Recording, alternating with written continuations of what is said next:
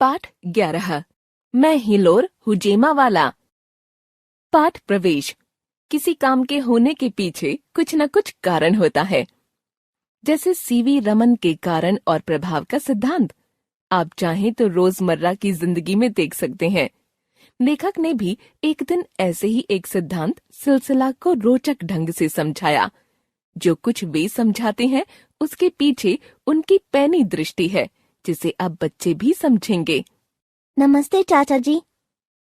यह कौन भतीजा आ गया? बगीचे में खरपतवार उखाड़ते हुए मैं बुदबुदाया। स्कूली लड़कों का मेरे यहाँ कोई काम न था। मैं हिलोर हुजेमा वाला। कितना अनोखा नाम था। याद आया कि 2 साल पहले यह बच्चा पहली बार मेरे घर आया था। यही कोई आषाढ़ का महीना था। बारिश के एक झले के बाद मौसम साफ हो चला था। मैं शहतूत के पेड़ के नीचे बैठा 4 बजे की चाय पी रहा था। इस समय तक सभी फेरी वाले आकर जा चुके होते हैं। गली के मुहाने पर स्कूल बस से उतरने वाले बच्चे शोर मचाते हुए घर पहुंच चुके होते हैं। तब मैं इत्मीनान के साथ पुदीने वाली काली चाय की चुस्कियां लेते हुए कोई किताब पढ़ता हूं। उसी समय रैना खूब उत्तेजित होकर भौंकने लगी थी। बगीचे के दरवाजे पर एक लड़का लिफाफा लाया था। वह तो वहीं से खिसकना चाहता था, पर मेरे कहने पर वह अंदर आया और बेंत की कुर्सी में धंस गया। रैना, मेरी अल्सेशियन कुतिया ने जब तक उसे सूंघ नहीं लिया, मैं चुपचाप उस लड़के को निहारता रहा। कभी यह मेरा पेशा था जो शौक में बदला और अब स्वभाव बन गया है, चुपचाप निहारना। तो श्रीमान हुजेमा वाला, हिलोर हुजेमा वाला, आप भुलक्कड़ तो हैं ही, गुस्सैल भी हैं। शैतान कहना भी गलत ना होगा। आपके पापा डॉक्टर साहब ने भेजा है ना? घर में पैर भी नहीं रखने दिया शायद। यह बिस्किट खाओ। उसके मुंह से अभी तक कोई बोल नहीं फूटे थे। वह इस कदर थका हुआ था, भूखा भी था। तभी तो फीके बिस्किट उसके द्वारा बगैर मुंह बनाए खा लिए गए। पतलून की फटी हुई जेब और जगह जगह से बाहर निकलती कमीज, मुंह पर लगी नीली स्याही और कमीज पर पड़ा धब्बा बता रहे थे कि जनाब ने आज सहपाठियों के साथ खूब धींगा मस्ती की है। अभी तो मम्मी से भी डांट खाना बचा है। मैंने उसे छेड़ा। क्यों? हिलोर इस कदर चौंका कि लगा सूखा बिस्किट उसकी हलक में अटक जाएगा। क्योंकि तुम्हारे पतलून की पिछली जेब फट गई है। यूं पहली मुलाकात में मैं बच्चे को डराना नहीं चाहता था। मैंने बातचीत का विषय बदला। तुम्हारा विद्यासागर स्कूल तो फुटबॉल चैंपियन है। खेल में दिलचस्पी हो तो उसे सलीके के साथ सीखो। पहले से परेशान उस लड़के को मैं उपदेश नहीं देना चाहता था। फिर भी कह गया कि अगले साल उसका बोर्ड का इम्तिहान है। सलीका नहीं आया तो मामला गड़बड़ हो सकता है। एक अजनबी के हाथों अपना कच्चा चिट्ठा खुलता देख हिलोर भौचक था। पर चाचा जी, आपने यह सब कैसे जाना? कैसे जाना? सब कुछ तो साफ साफ दिखाई दे रहा था। इनके पिता जनाब हुजेमा वाला से मेरी दुआ सलाम है। अच्छे डॉक्टर हैं।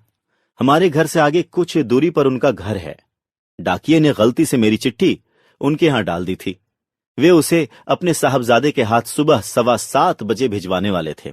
उसकी स्कूल बस यहां नुक्कड़ पर ही रुकती थी। बच्चा सुबह चिट्ठी देना भूल गया। दोपहर को स्कूल से लौटते समय भी भूल गया था। घर पहुंचते ही अब्बा ने पूछा होगा और नाराज होकर उल्टे पैर वापस भेजा होगा। तभी तो ये जनाब स्कूल की यूनिफॉर्म में जस के तस बस्ते सहित मेरे दरवाजे पर हाजिर हुए थे। यूनिफॉर्म से समझ में आ गया था कि वे किस स्कूल में पढ़ते हैं।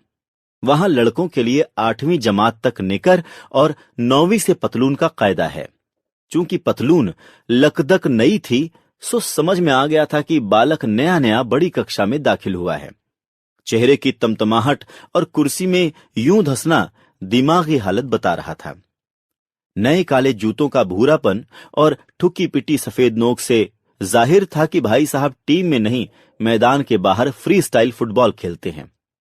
पिछली जेबें ऐसी ही पकड़ा पकड़ी में फटती हैं। बच्चा संस्कारी लग रहा था क्योंकि आते ही उसने नमस्ते जो कहा। दोनों हाथों से पकड़कर मुझे चिट्ठी पेश की। अंग्रेजी पढ़ाई के बाद भी मुझे चाचा जी कह रहा था। पेशे से मैं चित्रकार हूं और लंबे समय तक कहानियों के लिए चित्र बनाता रहा हूं। इसलिए लोगों को अलग अलग हालातों में देखना मेरा स्वभाव बन गया था। उनके कपड़े और तौर तरीकों को देखने समझने में मजा आने लगा था। मेरा पसंदीदा लेखक भी आर्थर कॉनन डॉयल, जो ठहरा जासूस शर्लॉक होम्स को गढ़ने वाला।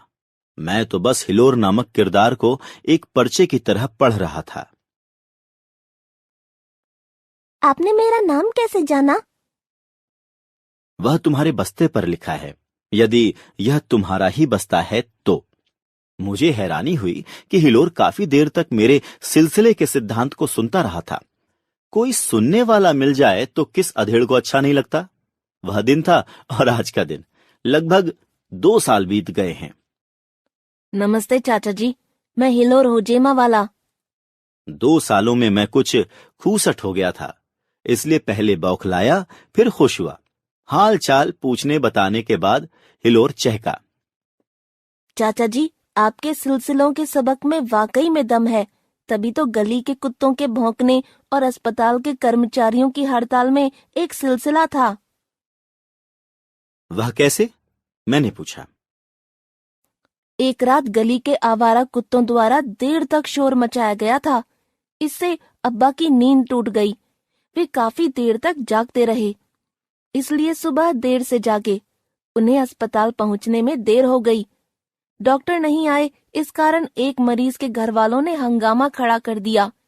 गुस्से में उन्होंने एक नर्स से बुरा सलूक किया तो बाकी कर्मचारियों ने काम बंद कर दिया। अरे, यह तो बुरा हुआ, मैंने कहा। हाँ, मैं भी यही सोचता हूँ। ना मैं देर तक भूतों वाली फिल्म देखता, ना कुत्तों को डराने के लिए उन पर टीन का डिब्बा फेंकता, तो यह सब ना होता। हिलोर ने गंभीर होते हुए पूरी बात बताई। लेकिन बगैर इसके मैं हिलोर प्रभाव के बारे में भी सोच नहीं पाता। उसने उत्तेजित होते हुए कहा। अब मेरे कान खड़े हो गए। भाई, यह क्या माजरा है? अक्सर रास्ता चलते कुछ पालतू कुत्ते घरों से निकलकर मुझ पर लपकते रहे हैं। अम्मी और सबीना को आश्चर्य होता है कि वे इतने सारे लोगों को छोड़कर मुझे ही क्यों चुनते हैं। सिलसिले की बात से ध्यान में आया कि जब वे दरवाजों के पीछे बंद होते हैं तो मैं उन्हें आते जाते चिढ़ाता हूँ। उन्हें यह याद रहता है और मौका मिलने पर मुझ पर गुस्सा उतारते हैं। हुआ ना कुत्तों पर हिलोर प्रभाव। वाह! रमन प्रभाव खोजने वाले वैज्ञानिक सीवी रमन यह बात सुनते तो खुश होते कि बच्चों को कारण और प्रभाव, कॉज एंड इफेक्ट का सिलसिला समझ में आ रहा है। थोड़ा रुककर हिलोर फिर बोला। चाचा जी, आपको बधाई, आप 60 वर्ष के जो हो गए हैं। धन्यवाद, मैं खुश होकर बोला। लेकिन तुम्हें किसने बताया? आपने खुरपी चाय की ट्रे में रख दी है और चम्मच क्यारी में खोस दिया है। लेखक